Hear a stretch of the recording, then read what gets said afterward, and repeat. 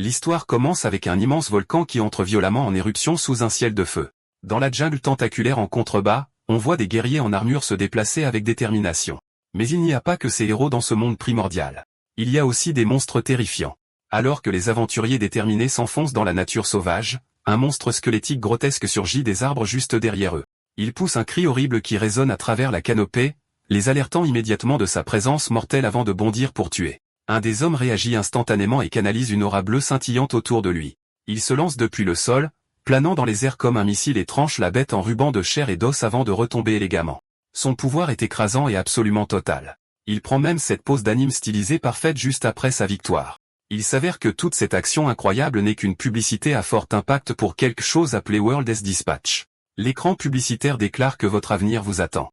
Le personnage principal est clairement rempli d'envie et de désir en regardant cela se dérouler. Soudain, un homme l'appelle et pose une main ferme sur son épaule, lui demandant sèchement pourquoi il reste là à ne rien faire au lieu de travailler. L'homme plus âgé explique que c'est le problème fondamental avec les jeunes de nos jours. Il se plaint qu'ils sont toujours perdus dans une petite fantaisie stupide. Le jeune homme s'excuse rapidement pour sa distraction. Le vieux contremaître lui dit qu'il doit enlever toutes les vignes tout de suite. Notre gars affirme immédiatement qu'il va le faire et soupire en se disant que dès le premier jour, il a déjà été repéré par le patron. Le vieil homme continue de radoter sur la façon dont les choses étaient de son temps. Le jeune ouvrier pense qu'il ne peut absolument pas se faire virer à nouveau. Il sait qu'il ne peut pas se permettre que cela arrive cette fois. Il balance violemment sa faucille et commence à couper les branches épaisses et envahissantes. Le vieil homme regarde, totalement surpris, le jeune ouvrier enlever les vignes les unes après les autres avec une rapidité choquante et une efficacité surprenante. Plus tard, on voit les résultats de son travail avec toutes les boutures soigneusement ensachées. Le contremaître dit qu'il n'arrive pas à croire qu'il existe encore de jeunes gens diligents comme ça de nos jours. Alors que le jeune ouvrier s'éloigne du chantier, il pense qu'être un dispatché n'est vraiment rien de plus qu'une fantaisie pour quelqu'un comme lui. Le récit révèle une dure vérité. La Terre est en fait tombée en ruine. Tout comme un jeu en ligne dont le service a été brutalement interrompu, la Terre a complètement perdu toute sa précieuse vitalité. Un être inconnu et absolu a alors révélé une seule réponse pour la survie, qui était de se rendre dans un autre monde. Des héros appelés dispatchers ont alors quitté la Terre mourante pour voyager vers d'autres mondes. L'humanité a à peine réussi à survivre grâce à la vitalité que ces dispatchers ont rapportée avec eux. Il n'a que l'espoir désespéré de devenir lui-même un dispatché, mais il sait que sa réalité actuelle est si différente. Il sert son outil de travail, une faucille tranchante, se rappelant ce qu'est sa vraie vie. Mais au fond, il souhaite sincèrement pouvoir devenir l'un d'eux. Il rentre chez lui après une longue journée, se demandant s'ils le rappelleront pour travailler demain. Il s'arrête soudainement devant l'immense centre de réunion des dispatchers. Il note qu'il y a aussi beaucoup de gens désespérés ici aujourd'hui, comme toujours. Il se ferait un chemin à travers la foule dense, disant à tout le monde que c'est son tour maintenant. On apprend enfin son nom auprès d'une réceptionniste fatiguée. Un membre du personnel lève les yeux de son écran et demande s'il est monsieur Auchansu. Il confirme que oui, c'est bien lui. Il demande à l'homme s'il y a eu de nouveaux progrès dans l'enquête qu'il a déposée. La réceptionniste affiche immédiatement le relevé de son compte à l'écran. Il détaille le solde d'Auchansu pour le dépôt de recherche de famille de dispatchés, montrant qu'il est impayé. L'homme lui dit sans détour que cet endroit ne fonctionne pas avec de l'air. Il déclare que Chanceo n'a pas assez de fonds pour continuer l'enquête plus loin. Le membre du personnel lui dit froidement de revenir quand il sera prêt avec plus d'argent, puis il appelle immédiatement la personne suivante dans la file d'attente. Chanceu supplie, demandant s'il pouvait au moins lui donner une petite information. Il veut juste savoir dans quel monde ils sont même. Mais un homme beaucoup plus grand le pousse brutalement à l'écart du comptoir, criant que c'est son tour maintenant. Chanceux quitte enfin le bâtiment chaotique. Il entend tous les autres à l'intérieur crier et se disputer, tout le monde là-bas pense qu'ils sont les seuls à avoir de vrais problèmes. Il soupire lourdement en montant les escaliers mécaniques. Il entre finalement dans son petit appartement, disant doucement qu'il est de retour. Il laisse tomber son sac par terre alors qu'un petit morceau de fruit enroule. Il se souvient alors d'une époque lointaine. Il se souvient que quand il était petit, son père était un rapatrié légendaire de haut rang. Mais comme l'état de la Terre s'était beaucoup aggravé, son père a de nouveau été envoyé pour se battre pour l'humanité. Il se souvient d'un jour précis où ils jouaient ensemble avec un ballon de foot. Ce jour-là même, son père lui a été enlevé, disparaissant dans un portail. Il n'est jamais revenu de cette mission. Finalement, sa mère l'a abordé un soir. Elle lui a dit qu'elle allait aller chercher son père et le ramener à la maison. Elle a dit qu'il avait juste besoin de dormir tout seul pendant quelques nuits pendant qu'elle était partie. Elle n'est jamais revenue non plus, laissant Chanceux complètement et totalement seul au monde. Maintenant, après tant d'années, même les souvenirs de leur visage sont devenus incroyablement vagues et flous. Soudain, une lumière brillante venant de l'extérieur de sa fenêtre commence à illuminer tout dans sa pièce sombre. Il se précipite vers la fenêtre, se penchant et se demandant ce qui se passe. Alors qu'un rayon d'énergie doré géant et aveuglant descend des cieux, Il s'écrase violemment dans la terre lointaine. La force de l'impact le projette en arrière dans son appartement, le claquant violemment contre le mur. Il se cogne douloureusement la tête en tombant, ce qui fait tomber une horloge numérique d'une étagère au-dessus et le frappe de plein fouet, le laissant complètement inconscient. Un certain temps passe. Quand il commence lentement à se réveiller, il gémit et se demande ce qui s'est passé. Il regarde son téléphone sur le sol, qui se met soudain à sonner et à vibrer avec une notification d'alerte de catastrophe. Le message d'alerte indique qu'il y a eu de fortes turbulences causées par la rentrée d'une personne connue sous le nom de rapatrié, mais il contient également des nouvelles d'un état d'urgence. Il déclare que le rapatrié de rang S prend officiellement sa retraite du service. Chan Su est totalement choqué, se demandant ce qui se passe en ce moment. Le rapport montre le rapatrié qui dit qu'en fin de compte, en ne parvenant pas à protéger le dieu, il avait perdu tous les dispatchers qui l'accompagnaient dans la mission. Il explique qu'il a été tragiquement forcé de revenir tout seul. Il ne peut plus effectuer de mission car il a perdu à la fois la capacité essentielle et la qualification divine.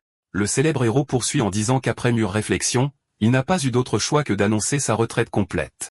Il leur demande humblement de bien vouloir protéger la Terre à sa place. Il supplie le monde de ne pas perdre espoir en l'avenir. Chance déclare à voix haute que cela ne peut pas être réel du tout.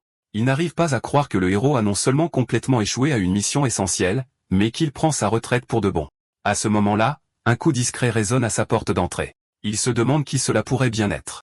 Il marche prudemment vers la porte, se disant qu'il ne devrait y avoir personne qui lui rende visite, surtout à cette heure tardive. Nous voyons à travers le Judas ce qu'il y a dehors. C'est une petite main gantée de blanc qui tient une tablette demandant s'il est bien monsieur Ochanzu. Le visiteur se révèle être un mignon petit lapin portant des vêtements. Chansu ouvre sa porte, demandant à voix haute si c'est une sorte de canular élaboré. Puis il baisse les yeux et voit le minuscule lapin qui parle et panique complètement, criant alors qu'il tombe à la renverse sur le sol de son appartement. Le lapin regarde calmement à l'intérieur, demandant à nouveau s'il est bien monsieur Ochanzu. N'est-ce pas? Mais Chansu est juste par terre, paniqué à la vue d'un animal qui parle.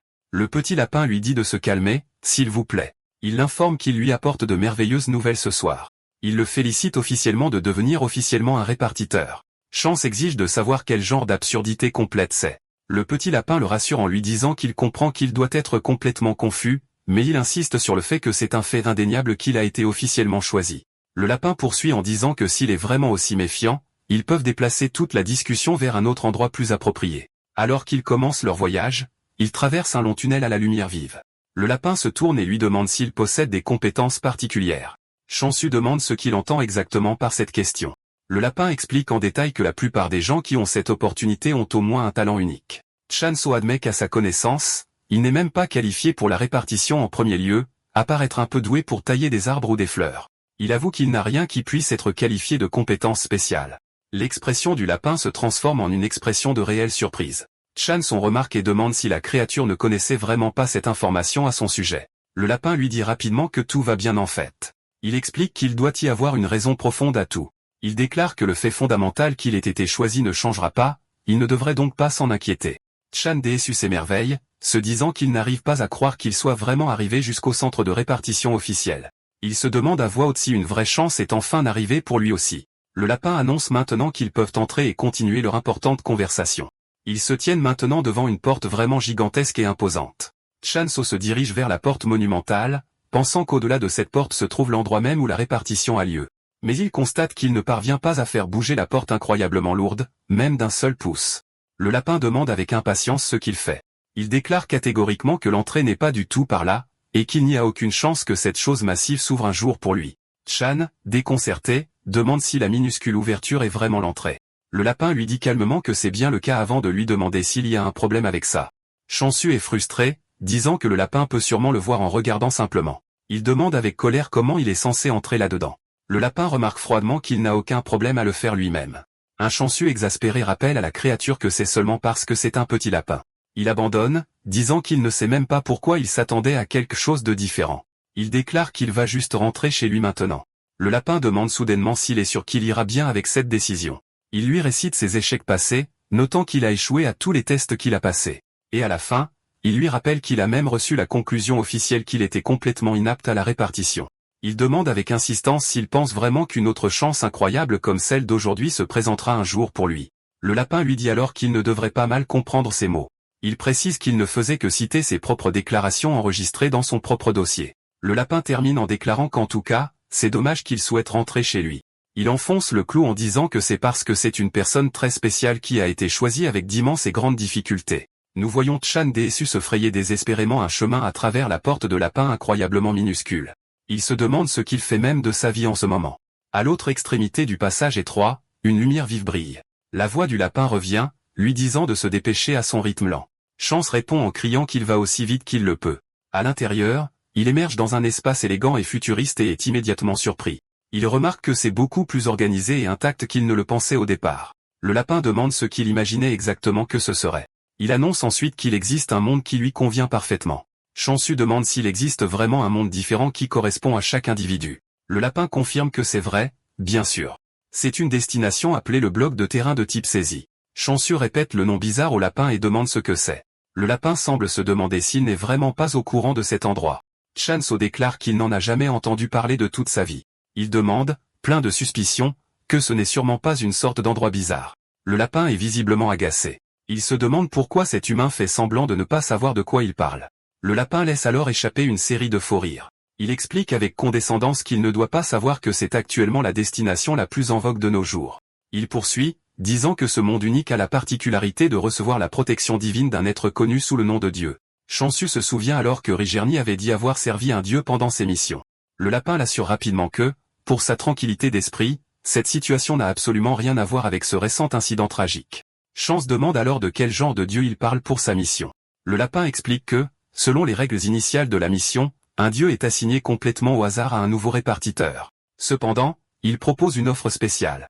Il dit que si Chance décide quoi faire en ce moment même, il lui accordera spécialement l'opportunité exclusive de choisir sa propre divinité. La créature sort alors un jeu de cartes brillantes de nulle part, les lui présentant. Il demande s'il va maintenant choisir son propre destin parmi ses options. Chance, il ne sait pas du tout quoi faire. Il panique intérieurement parce qu'il ne sait même pas laquelle de ses options est bonne. Le lapin sent son hésitation et lui dit que c'est un événement vraiment rare. Il le presse, en disant qu'un choix comme celui-ci et une opportunité incroyable comme celle-ci ne se reproduiront jamais pour lui. Chansu est d'accord, pensant que le lapin a raison. Il sait qu'il n'a aucune idée du moment où une chance comme celle-ci se présentera à nouveau. Il se demande pourquoi il hésite comme un idiot. Il passe à l'action et choisit impulsivement la carte du milieu, incroyablement anxieux de la retourner. Quand il la retourne, une terrifiante figure de squelette géant surgit de la surface de la carte. Elle est accompagnée d'un vortex tourbillonnant de crânes plus petits et hurlants. Chan déçu pousse un cri de terreur. La carte qu'il vient de tirer était pour l'entité appelée le dieu de la négation. Il y a un étrange pourcentage indiqué tout en bas de la carte. Le lapin lui dit de se calmer, expliquant que c'est juste pour l'effet dramatique. Il lui demande pourquoi il a si peur. Chance exige de savoir pourquoi ce dieu avait besoin d'un effet visuel aussi horrible pour commencer. Il demande ensuite ce qu'est même le dieu de la négation, commentant que le nom seul sonne extrêmement désagréable. Il souligne également que le truc de probabilité sur la carte est bizarre aussi. Il demande s'il peut éventuellement tirer une autre carte. Le lapin lui dit joyeusement que, bien sûr, il le peut. Chancellor remercie la créature pour cette deuxième chance. Tout ce processus angoissant continue encore et encore et encore. Il déclare que cette fois sera la bonne, mais il tire continuellement la carte pour le dieu de la négation. Il crie que tout ça doit être une arnaque totale. Il demande comment il est possible qu'il obtienne exactement la même à chaque fois. Le lapin lui dit calmement qu'il n'y a absolument rien de mal avec les cartes. Il le regarde avec une expression sérieuse et lui dit qu'il comprend sûrement cela. Chanso commence à dire que ce n'est pas qu'il y ait un problème avec les cartes, mais il remarque alors que le visage du lapin est devenu incroyablement sérieux. Le lapin l'informe que c'est maintenant sa dernière chance, et qu'il doit choisir avec soin. Chansu supplie silencieusement que n'importe quoi est bien à ce stade. Il ne veut juste pas que ce soit encore le dieu de la négation. Il supplie désespérément que ce soit autre chose, n'importe quoi d'autre. Dès qu'il tire la nouvelle carte, une douce et belle aura florale commence à émaner d'elle. Il halète, réalisant qu'il en a enfin une qui n'était pas le redouté dieu de la négation. Cette carte est pour la déesse de l'abondance, et tout ce qu'elle a pour effet visuel est un seul pétale de fleurs. Il note également que la probabilité indiquée pour elle est extrêmement faible. Il commence immédiatement à rêver de ce à quoi ressemblerait même cette nouvelle déesse en personne. Le lapin observe silencieusement son expression, pensant que son regard est incroyablement sale. Il brise alors sa rêverie, demandant s'il veut une autre chance. Chanso demande ce qui se passera s'il se décide pour celle-ci. Le lapin explique qu'il devra alors partir immédiatement. Chanso demande si son départ peut être retardé. Le lapin se demande pourquoi il a besoin d'hésiter à un moment comme celui-ci. Il explique que c'est sa chance en or d'aller au-delà d'être un simple répartiteur et de devenir enfin un retourneur légendaire. Tout le monde sur Terre l'admirera. Il suggère même qu'il pourrait même être appelé un sauveur de l'humanité un jour. Le lapin lui dit de bien réfléchir à son choix. Il promet qu'une vie complètement différente de toute celle qu'il a vécue jusqu'à présent se déroulera sûrement pour lui.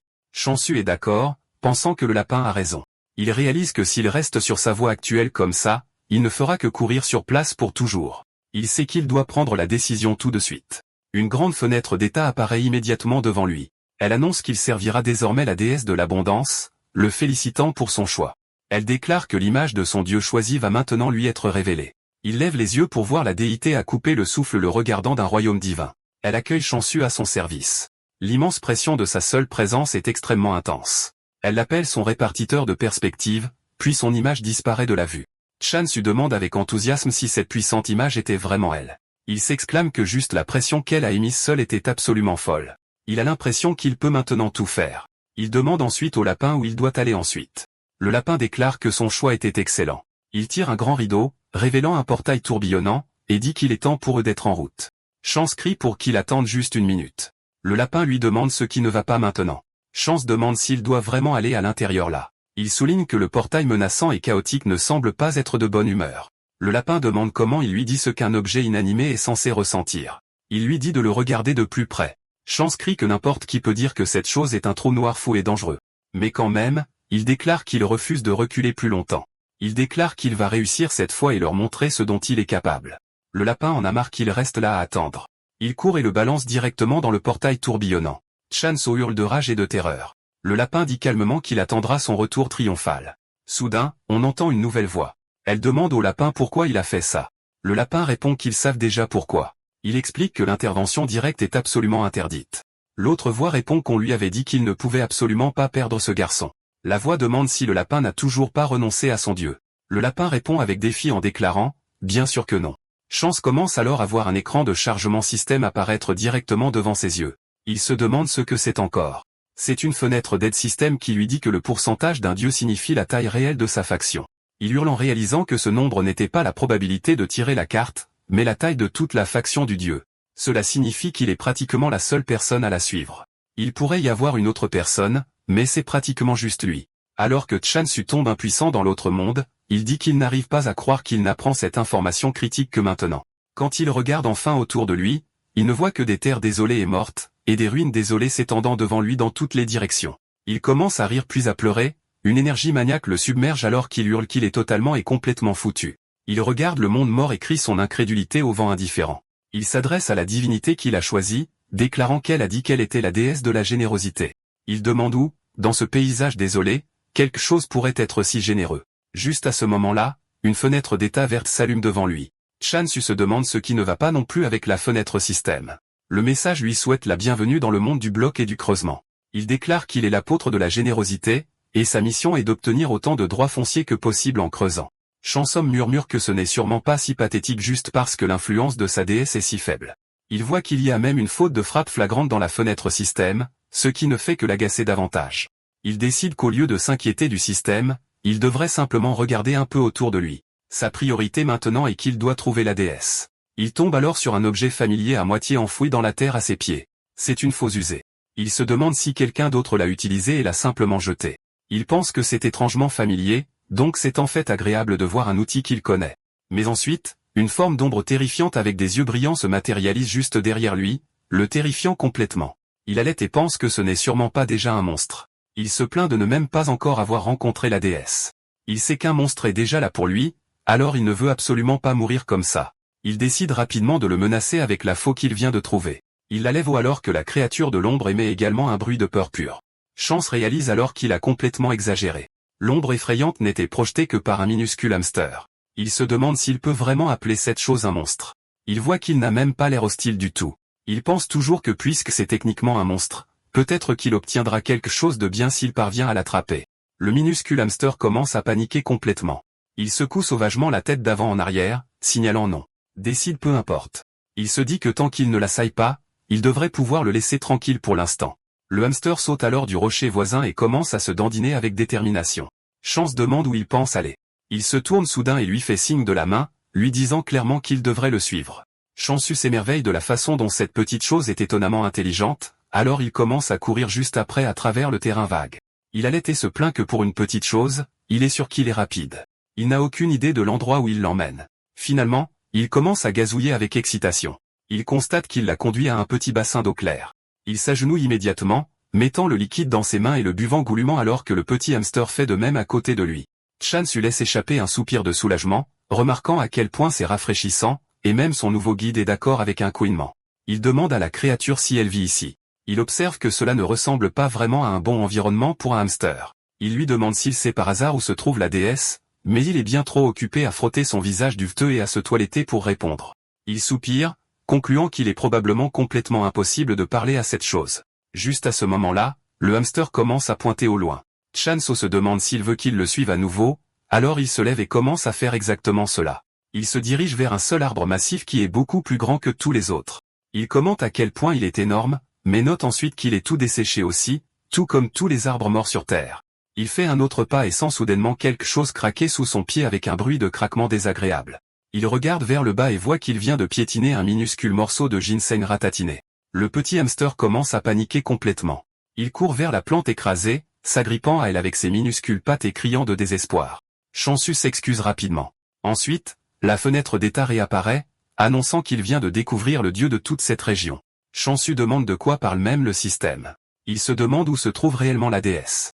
Le hamster enragé commence à lui mordre la jambe pour attirer son attention. Chan Su lui dit qu'il est occupé en ce moment et qu'il jouera avec lui plus tard. Mais le hamster insiste, pointant frénétiquement le ginseng écrasé sur le sol. Il fait alors un geste de pure divinité, mimant la belle forme de la déesse qu'il a vue dans sa vision. Puis il pointe immédiatement du doigt le ginseng écrasé. Chan Su finit par comprendre. Il regarde avec une horreur absolue, demandant si ce morceau de ginseng ratatiné est réellement le dieu. Il déclare qu'il est impossible que ce soit elle, car la déesse qu'il a vue était une femme très belle et puissante. Il hurle qu'il est impossible qu'elle soit une simple racine de ginseng. Il voit alors une faible lumière verte émanant de la plante écrasée. Il dit que ça doit être une mauvaise blague. Il crie que la déesse qu'il a vue n'était pas une mauvaise herbe. Le hamster pointe alors vers une nouvelle boîte de messages, lui montrant les petits caractères de leur accord qui stipulent clairement que l'image promotionnelle peut différer du produit réel. Chan Su réalise enfin qu'il s'est fait arnaquer. Il repense au jeu de cartes, réalisant que la prise de terre et le pourcentage n'étaient qu'un avant-goût de la gravité de la situation. Il se souvient que les pourcentages ont même augmenté lorsqu'il tirait les cartes. À l'époque, il pensait que c'était juste une sorte d'erreur système. Il comprend maintenant que c'était parce que l'influence du dieu de la négation grandissait à chaque tirage. Il dit qu'il n'aurait jamais pensé que ça pourrait être une bonne carte quand elle revenait si souvent, ne comprenant pas du tout son pouvoir. Il se demande si la déesse a peut-être fini par ressembler à ça parce que son influence avait tellement diminué. Il demande ensuite au hamster pourquoi elle ne se réveille même pas. Son minuscule compagnon pleure toujours sur la plante. Une horrible pensée vient à l'esprit de Chance. Il demande à voix haute, la voix remplie de crainte, qu'il n'était sûrement pas celui qui avait porté le coup fatal final. Il dit d'abord qu'il devrait essayer de lui donner de l'eau, et il commence à en verser délicatement sur la racine ratatinée. Le ginseng commence à se guérir comme par magie sous ses yeux. Il s'exclame que c'est bien et qu'il va continuer à lui donner plus d'eau. Ce processus se poursuit encore et encore. Nous entendons alors les pensées intérieures de la déesse alors qu'elle remarque à quel point c'est rafraîchissant. Elle pense que peut-être il pleut enfin. Elle ne se souvient même plus de la dernière fois qu'elle a eu de l'eau, mais elle sait que ça fait tellement de bien. Mais ensuite, elle sent qu'il pleut un peu trop. Elle pense que c'est suffisant parce qu'elle est sur le point de se noyer complètement. Elle se réveille alors en panique, recrachant tout l'excès d'eau. Chan est extrêmement excité, tout comme le hamster. Chan Su la salue formellement en tant que son apôtre. Il lui dit qu'il est heureux d'avoir enfin rencontré son dieu, mais elle ne peut même pas bouger correctement alors qu'elle lutte faiblement juste pour agiter l'une de ses minuscules racines vers lui. Chan Su admet qu'il n'a absolument aucune idée de ce qu'il faut faire maintenant. La fenêtre d'état utile lui rappelle qu'il peut devenir beaucoup plus fort en utilisant ses compétences. Il dit qu'il ne savait même pas qu'il avait des compétences. Il regarde et voit une compétence appelée bénédiction de la prime. Il n'y a pas d'explication détaillée, mais il suppose que c'est évidemment pour rendre les récoltes plus abondantes. Et puis il voit qu'il y en a une autre, une compétence active appelée décapitation de la bénédiction de la prime. Il se demande si cela signifie vraiment couper devant. Il dit qu'il espère que cela ne signifie pas décapiter quelque chose d'autre afin de vivre lui-même une vie abondante. Il se dit qu'il ne veut pas d'une telle compétence et qu'il est impossible que sa belle déesse lui donne une compétence aussi brutale. Il lui demande, la voix pleine d'espoir, que ce n'est sûrement pas ce qu'il pense que c'est. Elle fait alors lentement un geste, traînant une racine sur son cou comme un couteau. Il est clair qu'elle veut dire couper une tête. Il recule en disant qu'il ne va pas pouvoir faire ça. Il lui demande si elle essaie vraiment de lui faire décapiter quelqu'un en ce moment. Elle hoche simplement sa minuscule tête de racine, montrant qu'il a absolument raison. Il essaie de rationaliser, en pensant que puisqu'elle est la déesse de la prime, elle est probablement juste liée à l'agriculture. Il se demande à voix haute si ce terme technique inclut également l'acte d'abattre des animaux. Il se retourne alors lentement, regardant directement le petit hamster nerveux. Il dit doucement que ce n'est sûrement pas ce qu'il pense. Il regarde son nouveau compagnon avec un regard froid, se demandant si le minuscule hamster est également inclus comme cible. Le petit hamster le regarde avec des yeux suppliants. Chan se regarde vers le bas avec une ombre projetée sur son visage. Il déclare doucement qu'il suppose qu'il ne peut tout simplement pas s'empêcher d'être un apôtre. Il lève la faux au-dessus de sa tête, se préparant à la faire descendre. La minuscule créature panique instantanément. Elle plonge derrière la forme ratatinée de la déesse pour se protéger. Chan se serre les dents, lui disant qu'il ne veut pas faire ça non plus. Il explique que tout est pour la déesse. La déesse se rend compte qu'elle pourrait également être prise dans l'attaque. Elle et le hamster commencent à paniquer ensemble, mais leur peur est soudainement dirigée vers quelque chose de nouveau. Chan s'arrête son swing et tourne la tête, demandant si quelque chose est là. Ce qu'il voit s'élever de la terre est un monstre grotesque et massif. Il se demande ce que c'est que cette chose. La forme sombre de la créature le domine complètement. Le hamster terrifié se tient courageusement devant la déesse. Il agit comme un minuscule bouclier, empêchant le monstre de s'approcher. Chancieux réalise immédiatement que le petit n'est pas du tout le monstre. Il sait maintenant qu'il s'est complètement et totalement trompé. Cette abomination massive est la vraie chose. C'est la cible à laquelle sa nouvelle compétence de combat est vraiment destinée. Il se demande un instant s'il peut réellement faire ça. Il serre sa poigne déterminée sur le manche de la faux, puis charge directement vers le monstre. Il réalise qu'il peut voir si clairement la faiblesse du monstre. Il sait exactement où il doit couper pour activer la compétence de décapitation. Il se lance du sol avec une vitesse incroyable. Il prépare la faux en plein air. Il tranche net sa tête massive, envoyant le morceau sectionné voler dans les airs. Le hamster et la déesse sont tous deux complètement surpris par sa puissance soudaine. Le corps du monstre commence à se désagréger en poussière, signifiant qu'il l'a complètement vaincu. Il se tourne vers la déesse, lui demandant si elle va bien. Il souligne que le petit hamster l'a protégé dans ce bref mais crucial instant. Il baisse la tête, honteux, s'excusant pour ses terribles actions. Il dit qu'il a fait une énorme erreur d'interprétation. Il supplie le petit hamster de lui pardonner son erreur. Le hamster semble réaliser à quel point il était facile de mal comprendre la situation. Il communique que tout va bien, lui donnant un coup de langue amical sur le visage en signe d'acceptation. Chan se remercie reconnaissant la petite créature. Il décide de lui donner un vrai nom, Antal. Il explique qu'il pensait qu'ils auraient sûrement besoin d'un nom pour lui. Il sait qu'ils seront ensemble à partir de maintenant. Antal commence à danser de joie aux côtés de la petite déesse. La fenêtre du système apparaît de nouveau et indique que la tête du monstre sera automatiquement transportée. Ceci est dû à l'effet spécial de la compétence décapitation. Le monstre était officiellement appelé un ogre immortel. Sa progression de chasse montre qu'il en a tué un sur un nombre total marqué d'un point d'interrogation. Il se dit qu'ogre immortel est un nom trop effrayant pour sa toute première chasse de monstres. Le système fournit un autre conseil. Il dit que l'offrande transportée appartient désormais entièrement à la déesse. Il se retourne pour regarder la déesse, et il la voit rayonner d'une vitalité nouvelle. Il remarque que sa peau de ginseng semble déjà être devenue beaucoup plus lisse. Il s'exclame que s'il continue comme ça, elle retrouvera sûrement sa forme abondante d'origine.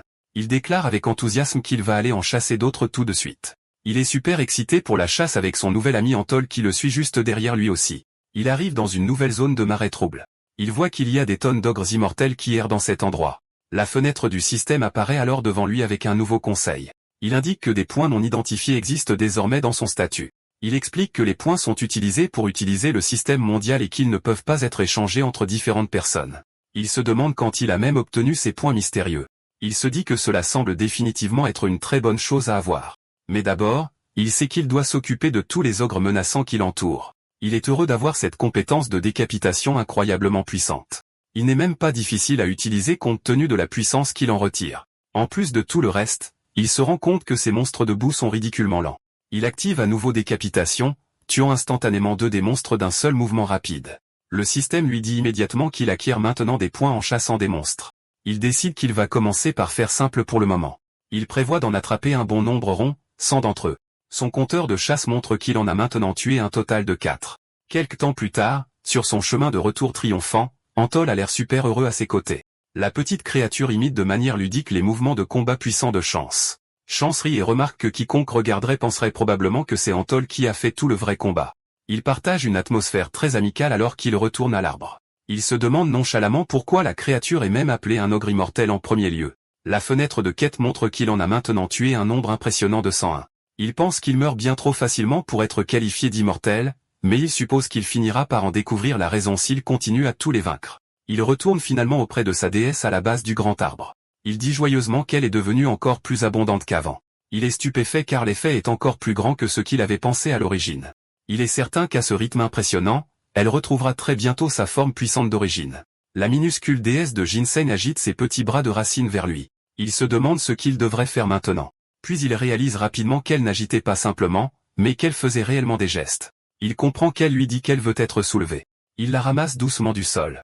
Il commence ensuite à l'emmener vers les branches de l'arbre géant. Quand elle place sa petite main de racine sur l'écorce, elle lui fait signe. Shan-su demande s'il doit le faire aussi, et son regard confirme qu'il le doit. Une nouvelle fenêtre du système apparaît avec un autre conseil. Il dit qu'il peut maintenant utiliser la compétence bénédiction d'abondance. Il l'avertit également que toutes les compétences de type bénédiction consommeront ses points durement gagnés. Il active immédiatement la puissante compétence.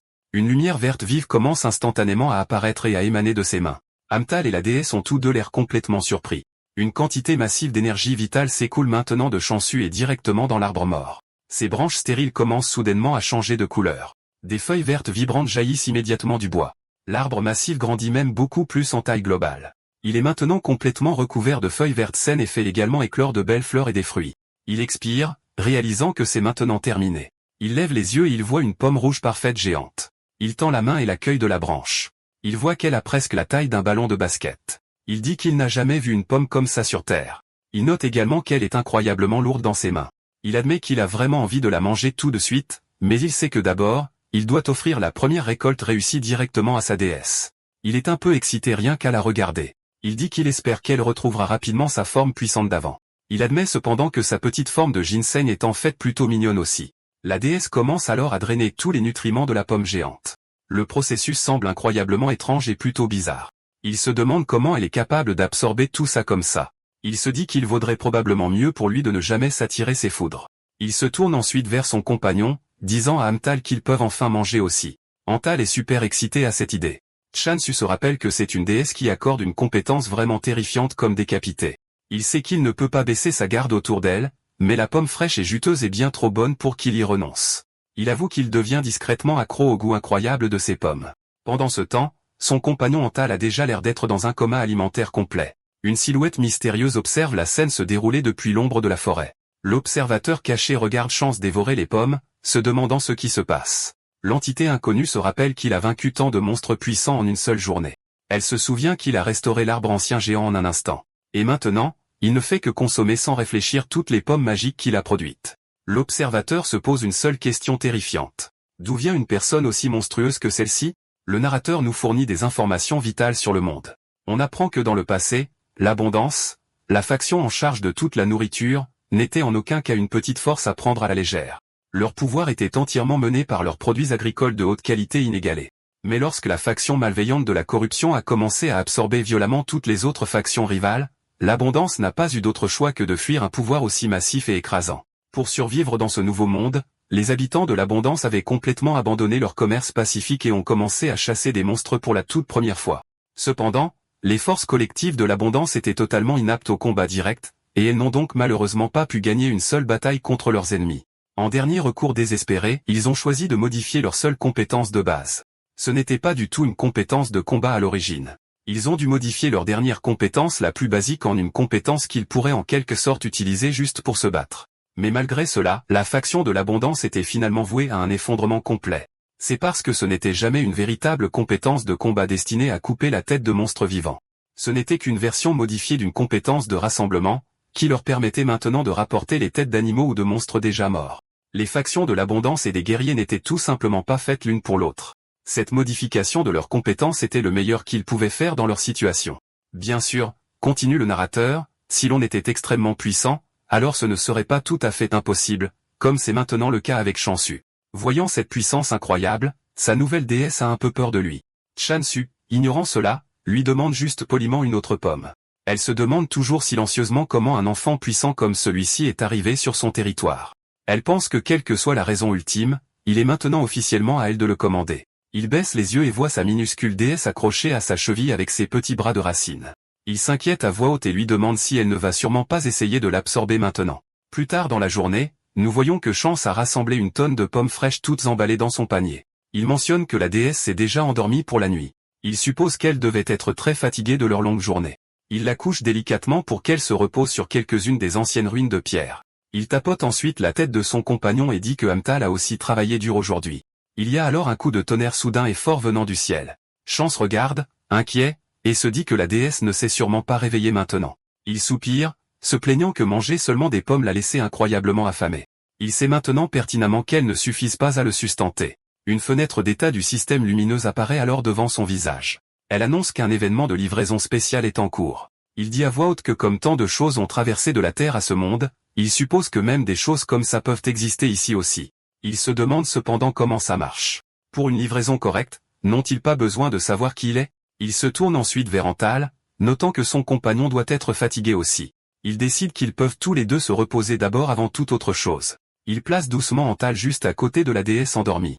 Il dit à son petit ami qu'il peut aussi dormir sous une petite couverture confortable juste à côté d'elle. De retour dans le monde d'origine, nous voyons un gratte-ciel moderne imposant. C'est le temple de la réincarnation, qui est très probablement juste une entreprise de commerce de répartition moderne. Nous voyons une femme incroyablement en colère se frayer un chemin à travers le bureau et directement dans la pièce privée d'un homme. Elle est clairement extrêmement énervée par quelque chose. Son supérieur lève les yeux et lui demande pourquoi elle est ici au lieu d'aller faire la livraison. Elle rétorque, demandant s'il se moque sûrement d'elle en ce moment. Elle se plaint qu'elle est déjà occupée à mourir comme ça. Elle crie qu'il n'y a aucun moyen que cette mission ait le moindre sens. Une fenêtre d'état l'identifie. Son nom est Azojan, et elle est l'apôtre de la réincarnation. Elle continue sa tirade, criant à propos de la livraison hors zone. Elle déclare qu'il s'agit d'un voyage d'affaires de 3 jours et 2 nuits. Elle est également furieuse de ne pas être payée une seule pièce supplémentaire pour cela. C'est à cause de l'événement de livraison gratuite actuel qu'ils organisent, et elle se plaint que tout cela ne sert qu'à ce qu'un client inconnu puisse acheter quelques pommes. En plus de tout cela, elle dit que le client leur a dit qu'il n'avait pas d'argent, alors ils essaient de troquer les articles avec encore plus de pommes. Elle demande finalement à son supérieur si elle a fait quelque chose de mal pour avoir à gérer toutes ces bêtises. Son supérieur répond avec désinvolture, pas du tout. Il prétend que c'est en fait tout le contraire. Il dit que c'est parce qu'elle est tellement passionnée par son travail. Il lui dit que le travail est une bonne chose. Mais si elle continue à faire des heures supplémentaires tous les jours, son corps ne pourra pas tenir le coup beaucoup plus longtemps. Il lui suggère de profiter de ce voyage d'affaires comme d'une excuse pour faire une longue pause. Il explique que si elle reste au bureau, elle se jettera sur encore plus de travail dès qu'une tâche se termine. Alors, elle devrait juste partir et se vider la tête un peu. Elle déclare calmement qu'elle sait que la vraie raison est qu'il n'y a personne d'autre à envoyer en voyage. Son supérieur admet qu'il ne pensait pas qu'elle le découvrirait si facilement. Il commence alors à la pousser physiquement hors de son bureau privé. Il lui dit qu'elle aura peut-être de la chance et découvrira un tout nouveau royaume secret pendant qu'elle sera là-bas. Elle lui demande quel genre de bêtises de royaume secret il raconte et lui dit de mourir. Il lui fait joyeusement signe de la main, lui disant de voyager en toute sécurité. Les enfants, qui sait? Il suggère que peut-être quelque chose de vraiment bien en sortira quand elle reviendra de sa mission. Elle laisse échapper un lourd soupir, mais finit par céder. Elle dit qu'elle y va maintenant et qu'elle va le faire avancer. Elle ouvre sa propre petite fenêtre système pour vérifier ses tâches. Elle demande immédiatement pourquoi il y a tant de nouvelles commandes pour elle. Elle se plaint que s'ils avaient su qu'elle devrait s'éloigner autant de sa zone désignée, ils auraient dû tout préparer bien plus tôt. Elle jure que tout ce voyage n'aura pas intérêt à être une perte totale de son temps précieux. Si c'est le cas, elle promet qu'elle va être vraiment énervée. On découvre que Chance n'a littéralement rien fait de son temps, sauf cueillir des pommes. En ce moment, il joue joyeusement à cache-cache avec Antol. Il regarde autour du verger rempli de pommes pendant que son ami est censé se cacher, mais Antol est en train de manger joyeusement certaines des pommes qu'il était censé garder. Chancieux repère facilement la pomme que son ami a grignotée. Il pense que Antal se cache peut-être juste derrière comme une blague. Il se penche et attrape Antal de sa cachette, et son compagnon commence à paniquer, pris en flagrant délit. Chancieux rit, disant à Amtao qu'il l'a eu. Il gronde ensuite son ami, lui rappelant qu'il lui a dit de ne pas manger les pommes d'échange. Il sait cependant que Amtao ne peut probablement même pas s'en empêcher. Chancieux dit patiemment qu'il va le lui répéter. Ces pommes ne sont pas pour eux. Elles sont strictement destinées à l'échange. Il dit à Amtao qu'ils sont censés rencontrer quelqu'un de très important aujourd'hui. Il sait que son petit ami ne peut pas continuer à plaisanter comme ça s'ils veulent faire bonne impression. Chance continue, disant que puisque le livreur est venu jusqu'ici, il ne peut pas se permettre de faire mauvaise impression lors de leur première rencontre. Selon les informations qu'il a obtenues lors de son inscription à l'événement de livraison, ce monde, fidèle à son nom, est divisé en territoires qui ont tous la forme de blocs géants. C'est pourquoi on l'appelle un territoire de blocs. Il traverse actuellement un grand événement de convocation massive, et l'objectif ultime pour tout le monde ici est la conquête totale de tous les blocs. Il a appris que bien que cela ressemble surtout à une terre ordinaire, il y a un grand mur scintillant au bord de chaque territoire. Et pour se déplacer vers un autre bloc, une personne a besoin d'un ticket de mouvement spécial. Il n'y a qu'un seul billet accordé à chaque joueur chaque jour. Chanson sait qu'autour de lui en ce moment, il n'y a littéralement rien du tout. Il calcule que même atteindre le village amical le plus proche prendrait au moins une semaine de voyage.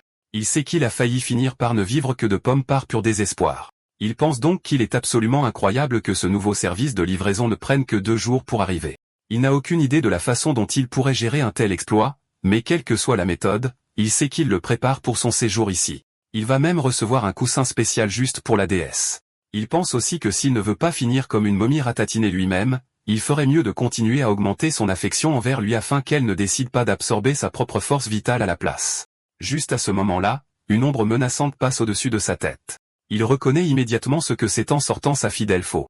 Il remarque que même les monstres ici semblent offrir une sorte de service de livraison. C'est parce que depuis hier, ils apparaissent dans son territoire d'eux-mêmes en horde massive. Il y a vraiment un monstre immortel, comme il l'avait dit. Il suppose qu'il ressuscite en fait au lieu de mourir et que c'est un terme plus précis pour ce qu'il fait. Mais quel que soit le cas spécifique, il sait qu'il va devoir aller les abattre tous en ce moment. Il lève sa faux au-dessus de sa tête. Il commence alors à faire un travail léger et facile de tout le groupe de monstres. L'un d'eux commence soudainement à lever sa main sombre pour une attaque. Il tourne la tête juste à temps pour le repérer, évitant facilement l'attaque lente. Il pense que, comme il s'y attendait, ses mouvements sont définitivement devenus légèrement plus rapides depuis leur dernière rencontre. Il se demande si les monstres deviennent tous plus forts au fur et à mesure qu'il se bat, tout comme lui avec ses compétences. Mais même ainsi, il note que c'est encore extrêmement faible, donc il n'a pas à s'inquiéter de la nouvelle vitesse. Alors que le dernier lot de monstres commence à disparaître, nous voyons Aseogun regarder toute la scène de haut dans le ciel. Elle ne sait pas du tout quoi dire sur ce dont elle vient d'être témoin. Elle porte même les petites bottes ailées d'Hermès. Elle dit simplement à voix haute que ce qu'elle vient de voir était absolument fou. Elle regarde ensuite Chansu et Amtol célébrer joyeusement leur dernière victoire ensemble, mais elle se trompe complètement sur son expression joyeuse, disant que de son point de vue, il a l'air extrêmement maléfique. Nous en apprenons encore plus sur l'ogre immortel monstrueux. Un narrateur explique que parce qu'ils avaient donné plus de points que tous les monstres réguliers, ils étaient autrefois une cible de chasse principale pour les apôtres dans ce monde. Mais il a été découvert que peu importe le nombre de fois qu'il était tué, il se ressuscitait inévitablement le lendemain, encore plus fort qu'avant. Même si vous deviez éloigner tout votre bloc de territoire de lui, il continuerait à vous poursuivre sans relâche. Il était connu pour être un monstre incroyablement persistant et terrifiant. En plus de tout cela, il laissait également une malédiction débilitante sur sa cible choisie. Cela les userait lentement avec le temps jusqu'à ce qu'ils finissent par s'effondrer inévitablement d'épuisement. C'est exactement pourquoi il est finalement devenu une créature terrifiante que tout le monde a choisi d'éviter à tout prix, tout le monde sauf lui, car Aseogun le regarde juste combattre sans effort une horde entière d'entre eux en ce moment. Elle se demande à voix haute quel genre de fou est ce type. Elle demande s'il n'a vraiment pas peur des puissantes représailles de la créature. Elle ne voit pas non plus le moindre signe qu'il essaie de purifier la malédiction débilitante. Elle se rend compte qu'il n'y a qu'une seule explication possible à cet exploit de puissance. Elle en vient à la conclusion qu'il doit être un maître épéiste légendaire. Mais elle se demande aussi pourquoi un puissant maître épéiste cueillerait des pommes entre toutes choses. Elle décide qu'il est probablement préférable pour elle de ne pas le provoquer du tout. Elle ne veut pas avoir à comprendre ce qui pourrait lui arriver si elle venait à le contrarier d'une manière ou d'une autre. Chansu, cependant, fixe intensément la fenêtre de statut de son système lumineux. Il jubile en pensant qu'il vient de gagner beaucoup plus de points qu'il n'aurait jamais cru possible aujourd'hui. Il remarque que sa barre de progression a déjà augmenté de 10%. Elle semble augmenter d'environ 5% à chaque fois qu'il combat les ogres immortels. Donc, si l'utilisation de la compétence de bénédiction sur une seule pomme coûte 1000 points, il sait qu'atteindre un quota de scènes par jour n'est pas un problème pour lui. Au début, il s'était demandé pourquoi il y avait un sanctuaire sacré dans un endroit aussi désolé. Mais maintenant, il pense que c'est peut-être juste parce que ce bloc est en fait un bloc de terre secret qui rapporte le jackpot. Asegun finit par atterrir directement derrière lui. Elle se présente en lui disant qu'elle vient de la société de commerce de circulation et qu'elle est sa livreuse. Il est surpris qu'elle ait réussi à trouver son emplacement éloigné dès sa première tentative. Elle répond froidement qu'il se démarque du reste. Et puisqu'il est clairement quelqu'un qui peut gérer un puissant ogre immortel comme s'il s'agissait d'un simple jouet, elle se rappelle qu'elle ne peut pas baisser sa garde avec lui. Elle se dit qu'elle ne devrait pas, mais elle ne peut s'empêcher de voir l'adorable petit Antal. Elle couine intérieurement, l'appelant une petite boulette mignonne. Elle pense sans cesse qu'elle veut vraiment le toucher encore et encore et encore. Chan Tsung remarque son comportement étrange et lui demande si elle se sent mal. Elle dit rapidement qu'elle va parfaitement bien. Il commence à se demander s'il n'a pas déjà fait quelque chose de mal par accident. Il dit qu'ils vont y aller alors, mais elle veut juste pouvoir pincer les grosses petites joues moelleuses de Antal. Ils finissent par arriver au grand pommier, et elle est toujours en train de s'extasier sur le mignon petit Antol. Elle dit ensuite que les pommes fraîchement cueillies sentent incroyablement bon. Chansu est d'accord, déclarant fièrement qu'elles ont très bien poussé cette année. Elle arrête ensuite ce qu'elle est en train de faire. Elle lève les yeux vers le pommier imposant et lui demande comment il est devenu si incroyablement grand. Il lui en offre une, lui demandant si elle aimerait en essayer une. Elle lui demande si c'est vraiment d'accord pour lui. Il lui jette ensuite nonchalamment une des énormes pommes. Elle fait remarquer que ce n'est pas seulement l'arbre gigantesque. Elle note que ces pommes elles-mêmes sont également complètement énormes. Mais elle pense aussi que lorsque la plupart des fruits deviennent trop gros, la douceur globale en souffre généralement. Elle songe que cela pourrait être l'un de ces cas classiques de quelque chose qui a l'air bien mais qui déçoit en fin de compte. Elle prend ensuite sa première bouchée curieuse de l'énorme fruit. Elle commence immédiatement à avoir l'une de ces réactions extatiques classiques de guerre alimentaire. Elle déclare que ce n'est pas seulement que la pomme est incroyablement sucrée.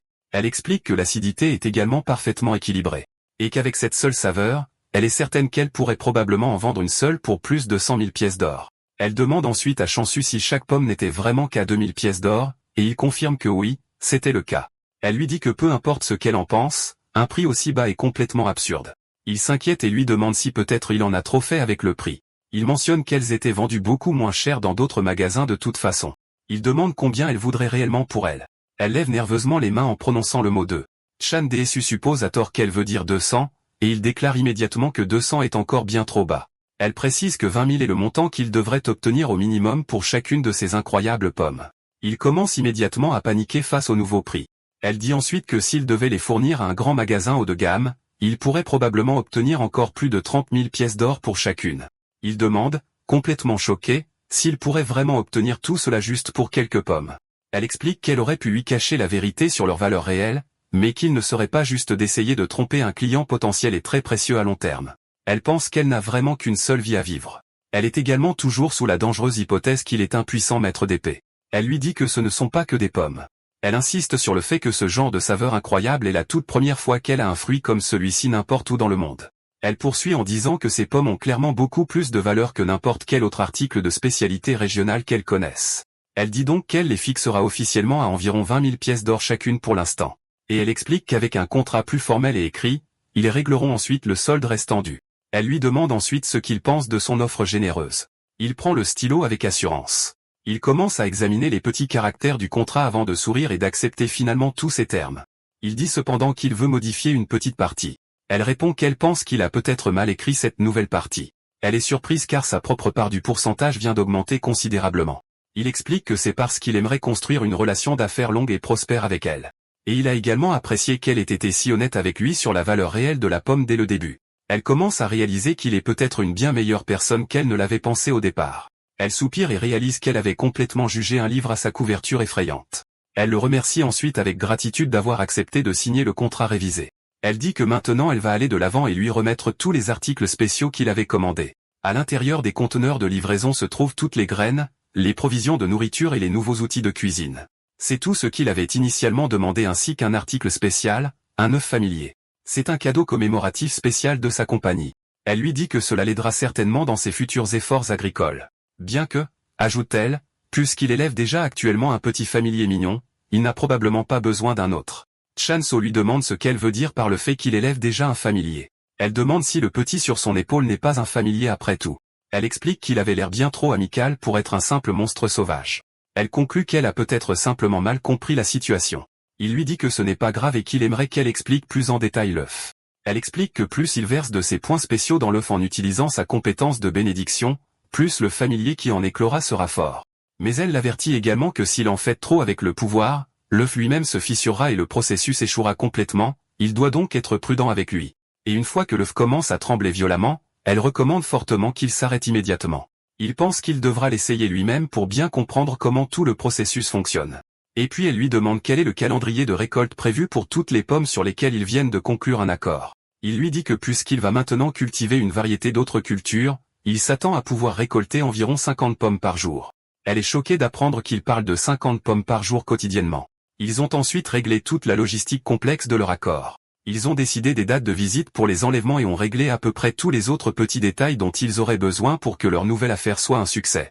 Chan Desu remercie plus tard sa déesse d'être restée cachée jusqu'à la fin de leur réunion. Il lui dit que c'était vraiment la bonne décision de la cacher juste avant sa grande chasse aux monstres. Il s'exclame qu'il n'arrive pas à croire que le simple fait de vendre des pommes puisse rendre sa vie aussi heureuse, et il sait que tout cela est grâce à son incroyable pouvoir divin. Il regarde la déesse endormie. Il se dit que pour bénir correctement l'œuf du nouveau familier, il devra probablement sortir et accumuler encore plus de points pour cela. Il décide donc qu'il doit augmenter son nombre total de clients réguliers de chasse aux monstres, car son offre quotidienne actuelle d'ogres immortels lui semble un peu trop unilatérale et prévisible. Il note que dans l'ensemble, les choses se passent définitivement très bien pour lui maintenant. Il sait qu'il a même un peu d'espace pour respirer dont il a bien besoin pour travailler. Et il sait que, bien sûr, il y aura certainement des défis beaucoup plus grands et plus dangereux à venir pour lui dans son voyage. Mais il se dit qu'il n'a pas du tout peur de ce qui va arriver. Et même, il a hâte d'affronter tout ce que ce monde lui réserve ensuite. De retour au bureau, on entend ensuite la collègue de Hazojan lui demander si le client était un apôtre ou peut-être même juste un croyant normal d'une autre faction. Il suppose également que le mystérieux client pourrait même être une personne puissante qui utilise l'art de l'alchimie. Hazojan confirme à ses collègues qu'il est, en fait, coréen. Elle déclare également qu'il pourrait également appartenir à l'une des factions violentes comme les factions de la guerre ou de la violence ou qu'il pourrait même être complètement indépendant de tout groupe. L'homme dit que puisque tous les apôtres puissants sont connus pour être coréens de toute façon, cette partie de son histoire n'est pas du tout étrange. Mais il pense toujours que l'idée que quelqu'un d'aussi puissant cultive réellement des aliments simples et soit en même temps si orienté vers le combat n'a tout simplement aucun sens logique pour lui. Hazojan ajoute ensuite qu'il avait abattu tous ces ogres immortels avec une simple faux rouillée. Elle mentionne également qu'il n'avait jamais visé que leur tête et qu'il y en avait plus de 100 en une seule bataille. Son collègue stupéfait théorise que peut-être ce mystérieux client pourrait viser à devenir un maître d'épée légendaire grâce à une sorte d'entraînement de handicap extrême, tout comme le célèbre Rohan l'a fait autrefois. Et il décide également qu'il serait préférable pour eux de se concentrer maintenant sur le fait de cacher son existence plutôt que de simplement affecter quelques simples gardes à son territoire. Dit qu'elle est tout à fait d'accord avec lui. Et son collègue dit ensuite que, pour toutes ces pommes incroyables, il veut immédiatement commencer à les vendre dans les grands magasins les plus chics. Il sait qu'ils seront tous un succès garanti et massif auprès des clients fortunés. Hazojan doit physiquement l'empêcher de prendre une autre bouchée délicieuse des échantillons. Son collègue demande ce qu'elle fait et lui dit de retirer ses mains tout de suite. Mais elle lui dit en termes clairs qu'il a déjà mangé toutes les délicieuses pommes qu'elle avait rapportées avec elle au bureau. Il lui rappelle avec indignation qu'il est son aîné dans l'entreprise, et qu'il devrait donc en avoir plus. Mais elle rétorque à juste titre que c'est elle qui a dû sortir et toutes les rapporter ici en premier lieu. De retour sur le territoire de Chance plus tard dans la même nuit, il s'assoit et se demande quel type de familier sortira finalement de son tout nouvel œuf. Il espère sincèrement qu'il sera au moins mignon, ou sinon mignon, au moins très compétent. Mais, bien sûr, il admet en lui-même que le fait d'avoir ces deux qualités à la fois serait le meilleur absolu. Soudain, l'œuf magique sur ses genoux commence à se fissurer violemment. L'œuf se fissure. Une lumière aveuglante explose vers l'extérieur. Chan-su crie à la créature à l'intérieur de sortir, criant pour un familier de rang SSS. Un petit pied se libère, puis toute la coquille se brise. Quelque chose sort. Des débris de l'œuf apparaît un petit poussin duveteux. Il laisse échapper un petit pépiment. Chance le regarde avec incrédulité. Il pense aux 120 000 points qu'il vient de dépenser. Il note qu'il semble assez gros pour un poussin, mais il réalise que s'il élève ça deviendra juste un poulet normal. Sa déception est massive. Il dit à voix haute qu'il espérait un ouvrier. Il se demande s'il ne devrait pas simplement l'élever pour le manger. Il décide de ne pas s'attacher à lui. Il va juste lui donner un nom au hasard. Il se penche et se présente comme au chansu. Il dit au petit oiseau qu'à partir d'aujourd'hui, il s'appelle Harry. Juste à ce moment-là, l'autre œuf commence à se fissurer. Le visage de Chance s'illumine d'un espoir renouvelé. Il s'exclame qu'un autre est en train de sortir. Il crie que cette fois, il doit absolument être un ouvrier. Le deuxième œuf s'ouvre, et un petit porcelet rose en sort. Il pousse un joyeux groin. Chan-su le regarde avec une expression sombre. Il dit platement que son nom est Doji. Ses épaules s'affaissent dans une défaite totale. Il demande pourquoi il ne cesse d'obtenir que des ingrédients. Il se demande si tout ce système de familier n'est qu'une arnaque élaborée. Plus tard dans la nuit, les familiers rencontrent la déesse. Harry parle, déclarant que le 10e siège, le poulet, salue la déesse de l'abondance. Doji suit, déclarant que le 12e siège, le cochon, salue également la déesse de l'abondance. La déesse les reconnaît. Elle leur dit que cela fait un moment. Elle s'excuse de ne pas avoir pu les protéger jusqu'à la toute fin. Harry gazouille qu'elle ne devrait pas dire de telles choses. Il dit qu'ils sont seulement désolés de ne pas avoir été en mesure de l'aider correctement. Doji grogne en signe d'accord. Il dit qu'ils feront de leur mieux pour qu'elle puisse enfin retrouver sa belle vraie forme. L'expression de la déesse devient sérieuse. Elle apprécie leurs sentiments, mais elle leur dit qu'il y a quelque chose dont ils doivent se méfier. Elle les avertit de se méfier de son apôtre. Elle explique qu'il ne sait pas qu'ils sont ses vrais serviteurs. Elle craint que s'ils pensent qu'ils sont inutiles, ils ne les vendent tout simplement. Elle ajoute ensuite qu'ils pourraient peut-être même les manger. Les deux familiers se souviennent du regard froid dans les yeux de Chance lorsqu'ils ont éclos. Ils commencent à transpirer nerveusement. La déesse continue, leur disant qu'ils doivent être sur leur meilleur comportement. Cela doit continuer jusqu'à ce que Chanceo obtienne enfin la compétence de communication qui lui permettra de les comprendre. Doji gémit, pensant à ce que la déesse vient de dire. Harry penche la tête, pensant que l'apôtre avait l'air assez simplet. Il décide qu'il devrait simplement l'observer pour le moment. Le jour suivant arrive. Chansu est déjà réveillé, serrant sa faucille. Un nouvel SM de monstre mort-vivant attend. Il dit avec un sourire que le début de sa journée, c'est toujours eux. Il les salue comme ses chers clients. Il se lance alors en avant, sa faucille brillant alors qu'elle fend l'air avec une précision mortelle. Les morts-vivants tombent devant lui. Harry et Doji regardent la scène avec de grands yeux. Harry piaille, se demandant tout ce que ce remue-ménage si tôt le matin. Doji ajoute un grognement confus. Les deux familiers écarquillent les yeux sous le choc complet. Ils regardent Chansu se déplacer avec une facilité terrifiante, décapitant les monstres les uns après les autres. Harry tremble, demandant quelle est cette compétence terrifiante. Doji se contente d'avaler nerveusement. Chansu continue sa danse fluide de la mort. Harry transpire et murmure à Doji, se souvenant que l'apôtre se léchait les lèvres lorsqu'il les a regardés pour la première fois. Doji balbutie, s'en souvenant aussi. Ils imaginent tous les deux Chansu les fixant comme s'ils étaient un repas. Ils sont terrifiés qu'ils ne les mangent vraiment. Chance jette un coup d'œil à sa fenêtre système. Sa chasse au Balségi est maintenant à 202.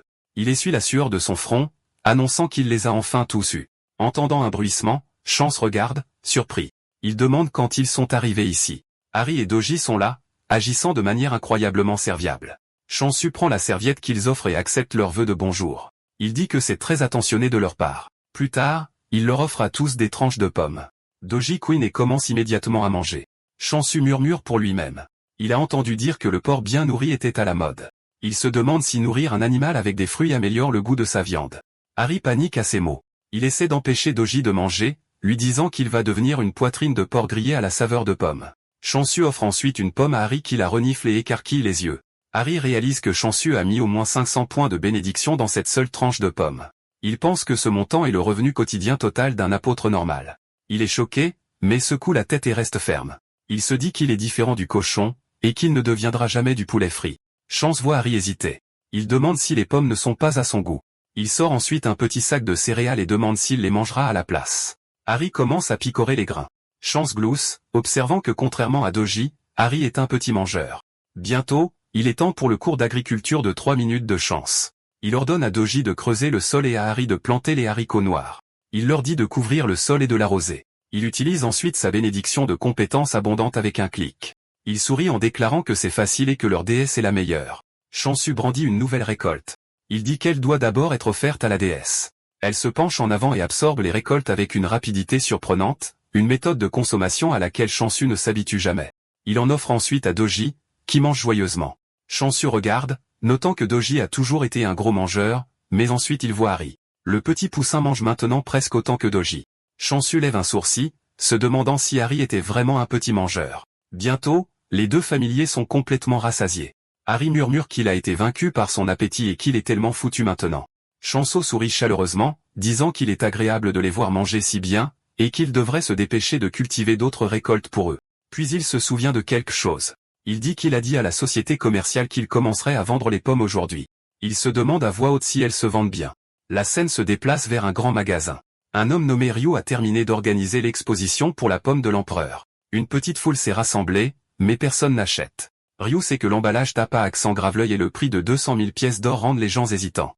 Il aimerait pouvoir organiser un coin de dégustation, sachant que l'esprit des gens changerait après une seule bouchée. Soudain, une voix crie « Merci, précieux client ». Une énorme agitation éclate autour de l'exposition Apple. Ryu se précipite, demandant ce qui se passe. Un employé montre du doigt et s'exclame que les pommes de l'empereur sont complètement vendues. Ryu est incrédule.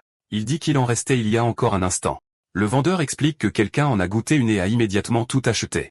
Il ajoute que la signature du paiement indique Rohan. La foule murmure alors qu'une silhouette grande et d'allure célèbre s'en va avec un énorme sac sur le dos. Quelqu'un demande si c'est Rohan. La voix de Ryu se brise alors qu'il crie le nom. Rohan, si c'est Rohan, pense-t-il, le pionnier de la méthode d'entraînement au handicap. La foule éclate, reconnaissant le maître d'épée inégalé. Ryu se rend compte que c'est un scoop énorme. Que quelqu'un d'aussi légendaire achète toutes leurs pommes est une nouvelle massive. Dehors, Rohan savoure déjà une. Il prend une bouchée et sourit. C'est délicieux. Au grand magasin, Ryu est stupéfait. Il pense que le fait qu'une personne de ce genre achète toutes leurs pommes est une véritable nouvelle. Il pensait que l'histoire ferait les gros titres, mais c'est au-delà de tout ce qu'il imaginait. Un article en ligne apparaît avec le titre « Le symbole inflexible de ce que Rohan le maître d'épée a mangé pour devenir qui il est ». Les internautes commentent que la nourriture qu'il a mangée pendant son entraînement est enfin sur le marché. Ryu se prend la tête de frustration et crie quel genre d'article absurde c'est censé être. Il reçoit un appel et commence immédiatement à crier. Il demande si on lui demande vraiment si manger des pommes vous fera devenir un maître d'épée. Il crie que comme si c'était jamais vrai, cela n'a absolument rien à voir avec eux. Son téléphone sonne à nouveau avec un autre appel. Il répond et s'identifie comme Ryu Wang de Sun One Trading.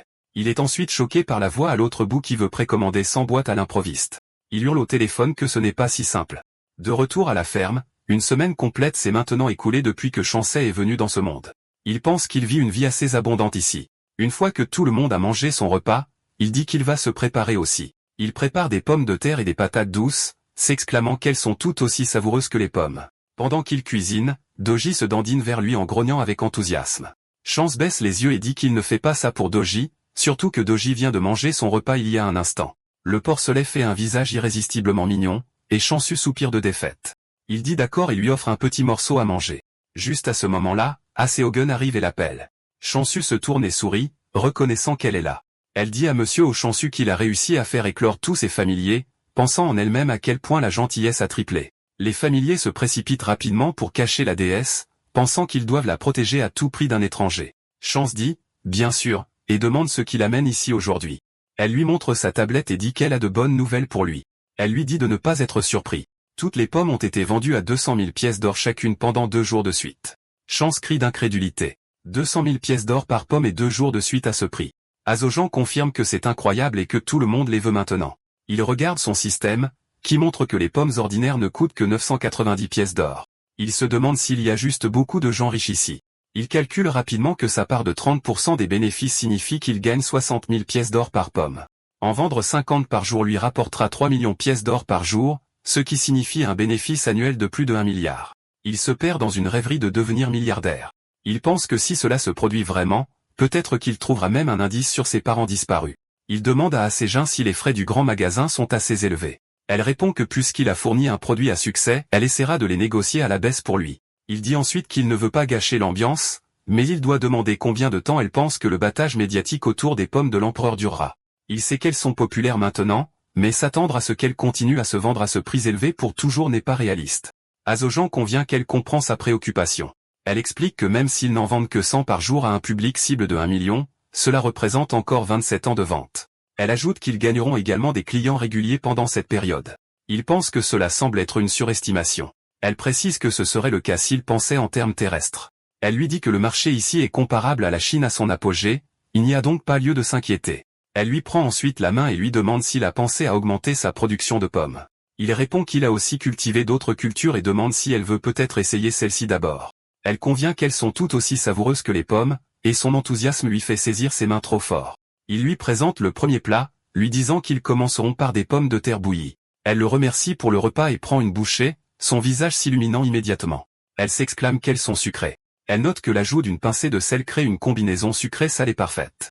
Elle adore que la peau ait un arôme de noisette et que la texture soit incroyablement douce. Chan-su pense qu'il est content qu'elle les aime.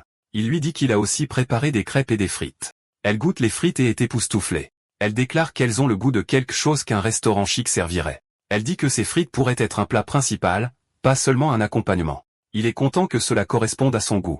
Pour finir, il lui dit qu'il a fait quelque chose pour lequel Doji devient fou, des patates douces rôties. Pendant qu'elle savoure son repas, Doji commence à supplier d'en avoir aussi. Chansu dit à tout le monde qu'ils mangeront ensemble. Il demande aussi à Harry pourquoi il est si maigre et accuse ensuite Doji de voler à nouveau la nourriture d'Harry. Pendant qu'il mange, Asejin prend Antal dans ses bras, s'exclamant sur son côté mignon et moelleux. Chance demande ensuite ce qu'elle pense de la vente de ses familiers. Elle termine le repas et le remercie, mais demande s'il est possible de cultiver ses autres récoltes tout en augmentant la production de pommes. Il répond que ce serait difficile à moins d'obtenir plus de points car il ne peut pas utiliser tous ses points uniquement pour l'agriculture. Elle dit alors que dans ce cas, bien qu'elle apprécie l'effort, elle doit lui demander de se concentrer uniquement sur les pommes. Elle explique que tous les apôtres sont coréens, et que la culture ici est fortement influencée par cela. Bien que la nourriture soit incroyable, il est difficile de facturer un prix élevé pour de simples cultures seules. Même avec la demande, elles ne seront pas aussi rentables que les pommes. Elle s'incline profondément, le suppliant de prendre en considération sa situation et les frais élevés des grands magasins. Chance pense qu'il lui a même servi ses précieuses récoltes après tous ses efforts. Il se demande s'il l'a trop poussé dans leurs négociations. Il rompt le silence et demande si 100 par jour serait suffisant. Elle est stupéfaite et demande s'il le pense vraiment. Chansa confirme qu'il fournira 100 pommes par jour. Il pense qu'il n'est pas nécessaire d'insister sur la voie difficile. Elle a apprécié la nourriture, donc la tentative en valait la peine. Elle rayonne, remerciant Monsieur Ochance. Le lendemain, Chance part chasser avec sa faucille. Harry et Doji le suivent juste derrière. Doji demande doucement à Harry si c'est normal de le suivre à chaque fois et se demande ce qu'ils peuvent faire pour aider. Harry le gronde, disant que ce sont des bêtises. Harry ajoute que s'il ne surveille pas, alors qui le fera puisqu'ils ne peuvent pas laisser ça à ce hamster inconscient. Chan se regarde derrière lui, se demandant pourquoi il continue de le suivre partout. Il pense que ce sont peut-être des types de combat. Il se dit qu'il est impossible que les familiers soient totalement inutiles et se contentent de manger. Soudain, il voit ses familiers courir en panique alors qu'un fantôme immortel les attaque. Chance se déteste pour avoir eu des attentes. Il pense que c'est une bonne chose que les fantômes immortels soient si lents. Il crie à Doji de bouger, mais voit que la distance est trop grande. Il sprinte en avant, criant au monstre de s'éloigner de Doji, mais le mort-vivant se jette. Il réalise que sa faute est trop courte. Puis la créature est soudainement décapitée. Chance s'arrête, confus. Il se demande si sa portée de compétence vient d'augmenter. Il voit l'angle et la position de son côté et réalise que la compétence a été améliorée, affectant sa portée et même sa vitesse. Une fenêtre système s'active. La décapitation de masse est maintenant active, et la portée de la compétence a augmenté. Il prononce le nom à haute voix, se demandant quel genre de nom c'est.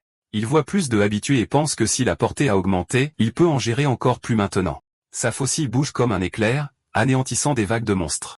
Harry et Doji se précipitent vers la déesse en pleine panique. Ils lui disent qu'il y a un gros problème. Ils s'exclament que l'apôtre a commencé à trancher de nombreuses têtes à la fois. La déesse et les familiers sont dans un état de panique. Harry ajoute que bien que ce soit une bonne chose que Chance soit devenu plus fort, il serait préférable de donner la priorité à la compétence de communication. La déesse lui dit de se calmer et déclare ensuite fermement qu'elle n'a jamais accordé une telle compétence à Chancellor. Harry a maintenant tellement peur qu'il ne peut même plus manger correctement. Doji gromme que Chanceux a appelé la compétence décapitation de masse et demande si elle a également accordé cette compétence. Les yeux de la déesse s'écarquillent lorsqu'elle dit « Masse quoi ?» Elle imagine Chanceux avec un regard fou et terrifiant sur son visage. Elle pense à ce que c'était à quel point c'est effrayant. Elle pense qu'elle n'a jamais entendu parler d'une telle compétence. Doji demande s'il est même humain. Il suggère que Chanceux est peut-être en réalité une faucheuse de l'enfer. La déesse pense que cela pourrait être vrai. Juste à ce moment-là, le hamster interrompt. Il dit qu'il pense savoir ce qui se passe. Doji dit que c'est la déesse qui a accordé la compétence. Harry le traite immédiatement d'idiot et lui dit de rester tranquille pour une fois. Il demande ensuite à Antal ce qui s'est passé exactement. Antal explique qu'il semble que la compétence d'apôtre ait simplement évolué. Il leur rappelle que la compétence de décapitation n'est qu'une version modifiée de la compétence de récolte. Il leur demande s'ils se souviennent comment une compétence de récolte évoluée permettait une récolte à large portée. Tout comme ça, il explique que sa compétence de décapitation a évolué en décapitation de masse. Harry ajoute qu'il pensait que c'était quelque chose que seuls les apôtres de première année pouvaient faire. Antal est d'accord et dit que c'est pourquoi ce type est si effrayant. Et aussi, c'est une chose reconnaissante. Il est vrai que son taux de croissance monstrueux est effrayant, mais grâce à cela, ils sont même capables d'avoir cette conversation en ce moment. La déesse les rassure en disant qu'une fois que l'apôtre sera de retour, elle lui accordera la compétence de communication, il ne devrait donc pas s'inquiéter autant. Harry s'excuse d'avoir montré un côté honteux de lui-même. Juste à ce moment-là, Chancellor revient. La déesse pense qu'elle ne sait pas quoi dire en premier, mais elle veut parler à l'apôtre dès que possible. Elle décide qu'elle devrait d'abord présenter les créatures comme ses familiers. Pendant qu'elle pense à cela, une fenêtre système apparaît. Il annonce que la déesse de l'abondance accorde une nouvelle compétence à l'apôtre. Elle pense que définir le chemin d'un apôtre est une violation des règles du monde et qu'il doit décider par lui-même. La fenêtre donne à Chansu deux choix, promesse d'abondance ou communication. La déesse est certaine que si c'est son apôtre, il choisira la communication. Elle prévoit qu'une fois qu'il l'aura fait, elle lui dira d'abord de se tenir à l'écart du danger, puis avant toute autre chose, elle le remerciera de l'avoir choisi. Mais une fenêtre système apparaît. La sélection de compétences est terminée. Il annonce que, sur la base de son choix, il a obtenu la compétence de promesse d'abondance. La déesse regarde sous le choc et demande à Chansu de regarder la nouvelle fenêtre de compétences. Il n'a aucune idée de ce que signifie même promesse d'abondance. Il regarde la compétence de communication et se dit que c'est celle qui lui permet de parler aux animaux et aux plantes. Il a immédiatement une vision de toutes ses récoltes et de ses familiers qui lui crient dessus. Il entend Harry réclamer vengeance et le pommier se plaindre de devoir faire pousser plus de 100 fruits par jour. La simple pensée de cela lui donne des frissons. Il pense que ce n'est pas bon et que l'ignorance est une bénédiction. Il ne choisit certainement pas les communications. Alors qu'il fait sa sélection, tous ses familiers tombent dans un état sombre. Il les regarde et se demande pourquoi tout le monde est soudainement si sombre. Il décide de se concentrer uniquement sur la nouvelle compétence pour l'instant. Il ouvre sa fenêtre d'état, et comme prévu, il n'y a pas de description pour la promesse d'abondance. Il lève une pomme et dit qu'il doit l'offrir à la déesse. Quand il la lui présente, elle se détourne, l'air contrarié. Il demande, « Déesse, Une fenêtre système dit alors que selon la façon dont la compétence est utilisée, les points seront restitués en conséquence. Chan-su se demande pourquoi elle boude. Il sait qu'il lui a donné la pomme même si elle ne l'a pas mangée, alors il pense que c'était une réussite. Il se rend compte qu'il récupère des points pour avoir tenu les promesses qu'il se fait à lui-même. Il a un regard espiègle sur son visage. Il décide de pincer la joue de Hantol. Il le fait, et il obtient à nouveau des points. Il décide d'essayer une dernière fois et dit qu'il va frotter le ventre de Doji. Il place des tranches de pommes devant Doji et dit qu'il va les faire l'appeler. Doji mange les pommes avec joie, mais Chance fixe ses points en se demandant pourquoi ils ne reviennent pas. Il se demande si c'est un bug ou si le ventre de Doji n'est toujours pas plein même après qu'il lui en ait donné plus de 10 morceaux. Il soupire et dit peu importe. Juste à ce moment-là, Aseogun accourt vers lui. Elle est de retour après seulement une journée, et il demande si quelque chose ne va pas. Elle lui dit qu'il n'y a pas de temps pour ça et qu'il doit se dépêcher et revendiquer ce bloc et le défendre. Il demande de quoi elle parle et si quelqu'un attaque. Elle explique que la popularité de la pomme de l'empereur a tellement grimpé en flèche qu'ils ont dû limiter les achats à une par personne. Mais malgré tout, plus de 5000 personnes ont déjà fait des réservations. La mâchoire de Chance se décroche. 5000 personnes? Elle confirme qu'ils ont dit qu'ils s'en fichaient quand elle arriverait, il suffit de l'envoyer dès qu'elle est prête. Avec ce genre de demande, les pillards vont certainement commencer à cibler les pommes et le bloc lui-même. Et comme cette zone est en dehors de la zone d'autorité, il n'y a aucune protection contre de tels crimes. Elle ajoute que s'il avait un soutien, tout changerait. Chan-su pense que son seul soutien est la déesse. Il sait que s'il perd, il n'y a pas que lui. Ce sera la fin pour la déesse et toute la faction de l'abondance. Il sait qu'au minimum, il doit revendiquer le bloc et installer une porte sécurisée. Il décide ensuite de capturer les blocs environnants et de mettre en place une base de déguisement. Cela le rapprochera également de Aesojan. Il lui dit que c'est une excellente idée. Une fois qu'ils auront occupé le bloc et construit une porte, ils n'auront plus à faire face aux restrictions de mouvement. Il lui demande pourquoi les réservations ont explosé comme ça parce que ce n'est pas normal du tout. Elle demande s'il ne le savait pas. Tout le bloc devient faux à cause des effets de la pomme de l'empereur. Il demande quels effets? Elle énumère toutes les rumeurs selon lesquelles elle augmente la maîtrise des compétences, guérit les maladies, éclaircit la peau, blanchit les dents et stimule même la mémoire. Chance crie, tu te moques de moi. Il dit qu'il pourrait tout aussi bien l'appeler un remède universel. Elle lui demande, ce n'est donc pas vrai alors? Elle espérait un peu que ce le soit. Chance dit, bien sûr, ce n'est pas vrai. Il lui dit de se dépêcher d'abord et de revendiquer le bloc, mais elle insiste, lui demandant si ce n'est vraiment pas vrai. Vraiment? Il crie que ce n'est évidemment pas le cas. Ce n'est qu'une pomme. Pendant ce temps, dans une chambre d'hôpital, un homme dit à Rohan qu'il s'est enfin présenté.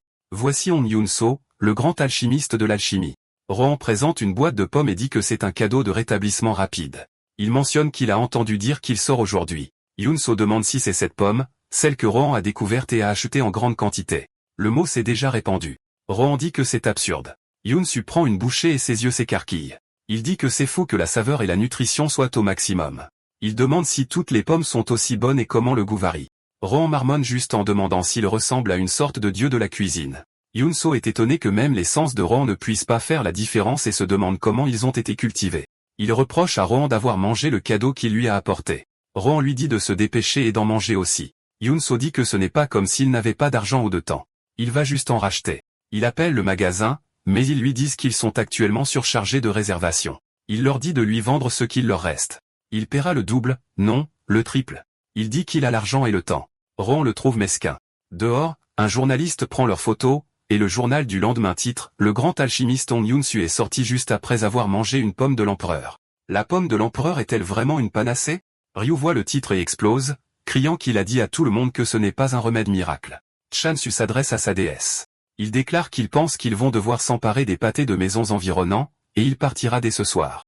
La déesse réagit avec horreur alors que Chan-su se tourne vers ses familiers. Il ordonne à Doji et Harry de protéger la déesse. La déesse est désespérée, pensant qu'il part juste parce qu'il a acquis une nouvelle compétence, qui n'est même pas une compétence de combat. Elle se précipite vers lui, attrapant sa jambe et le suppliant silencieusement de ne pas partir car c'est dangereux. Chancey baisse les yeux, demandant à la déesse. Ses yeux s'écarquillent. Il pense, le moment est-il enfin venu? Son esprit se remplit de pensées de nourriture, de glucides et de protéines végétales. Il décide alors que le moment est venu pour les protéines. Il pense qu'il n'a pas eu le courage de manger de la viande devant eux auparavant, mais le bœuf devrait aller. Il dit aux familiers de comprendre, expliquant que c'est parce que la déesse le veut. Il se précipite vers son stockage et sort un paquet de bœuf qu'il avait commandé. Il s'exclame que c'est de la vraie viande, dont il n'a jamais entendu parler. Sur Terre, il n'y avait que de la viande cultivée en laboratoire, il n'avait donc plus que regarder des photos. Il commence à cuire la viande, et l'odeur à elle seule est d'un niveau différent de la viande cultivée à laquelle il était habitué. Doji commence immédiatement à en supplier. Shansu lui dit non et que c'est pour la déesse. Harry murmure que le cochon vient de manger et recommence déjà. Il se tourne ensuite vers la déesse pour confirmation et est choqué de voir son expression de colère. Harry se demande si elle avait encore faim. Il dit alors à l'apôtre qu'il pense que la déesse a faim et lui demande de vérifier. Chan dit à la déesse que c'est presque prêt. Il lui en présente un morceau, lui disant de faire attention car c'est chaud. La déesse rejette avec colère la viande, pensant qu'il est toujours déterminé à partir. Chanso se demande si la viande est devenue mauvaise. Il vient de l'acheter récemment. Il l'essaie lui-même et dit que c'est bon, mais il pense que c'est bon, mais il manque quelque chose. Cela n'a pas le même effet de surprise que lorsqu'il a mangé la pomme pour la première fois. Il comprend alors. C'est sûrement pour ça que la déesse n'en a pas mangé non plus. Elle n'a tout simplement pas aimé le goût. La déesse continue de trembler et de frissonner, implorant silencieusement son apôtre de ne pas partir. Chanso sourit doucement et lui dit qu'il va lui trouver de la viande délicieuse. Il lui demande de tenir encore un peu. Plus tard dans la nuit, alors que les familiers dorment, la déesse reste éveillée et inquiète. Chansu se dirige vers le bord de son bloc. De loin, le paysage semblait continu, mais de près, c'était en fait un espace scintillant. Une fenêtre système lui demande s'il souhaite passer au bloc suivant. Il accepte, lui disant de se dépêcher. Pendant le chargement, un conseil apparaît lui indiquant que les tickets de déplacement sont restaurés à minuit chaque jour. Il traverse la frontière et pénètre dans un environnement complètement différent. C'est une jungle dense.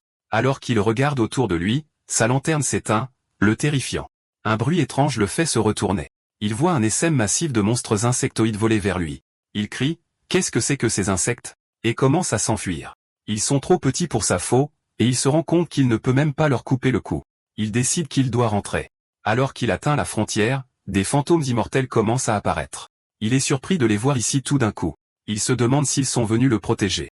Les fantômes lui font savoir qu'ils sont les seuls autorisés à le vaincre, et donc pour une fois, ils se battront à ses côtés. Chansu crie alors que les insectes commencent à disparaître alors que les fantômes immortels chargent pour les combattre. Chansu se rend compte que c'est sa chance de battre en retraite. Il sprinte en arrière à travers la frontière et s'effondre de l'autre côté. Il pense que c'était vraiment de justesse. Un nouveau conseil apparaît, l'informant qu'il a gagné des points bonus en vainquant des monstres évolués. Il se demande s'il obtient également les points des monstres que les fantômes immortels ont vaincus. Il sourit, réalisant que c'est une mine d'or de points, et cela change tout. Il voit ses clients prendre de l'ampleur de l'autre côté de la barrière. Il pense que sérieusement, ils sont si adorables.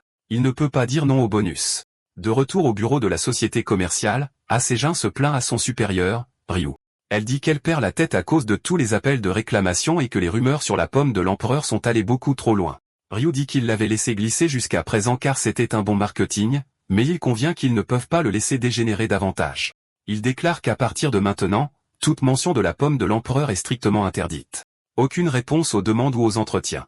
Ils doivent accueillir toutes les questions avec silence et indifférence. Elle demande si ça va, et il dit, bien sûr. Il lui dit que même si on lui met un couteau sous la gorge, elle ne doit pas dire un seul mot. Il dit qu'il faut donner une leçon à ces gens. Elle lui demande ce qui se passerait si on lui mettait vraiment un couteau sous la gorge. Il lui demande si elle pense que c'est le moment de plaisanter, et dit que c'est absurde. Une épée est alors pointée sur son cou. Il demande s'il y a quelqu'un derrière lui. Un homme dit qu'il est désolé de l'avoir effrayé et que c'était juste une petite salutation. Ryu réalise de qui il s'agit, le maître d'épée Rohan. Ryu demande ce qui l'amène ici. Rohan dit qu'il est d'abord allé voir son patron, mais il n'a rien voulu dire. Il espère que Ryu sera plus coopératif. Il lui pose ensuite une seule question. Où est le cultivateur de la pomme de l'empereur maintenant?